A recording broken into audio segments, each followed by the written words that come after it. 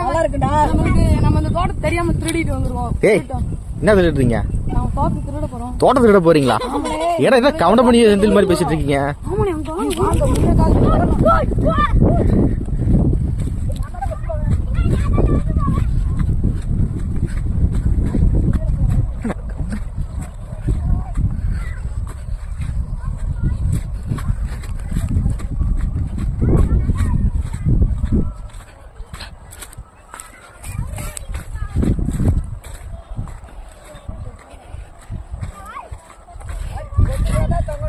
ஏய் முருங்கா தூக்க வந்துருக்கீங்களா? டேய் என்ன பண்றீங்க?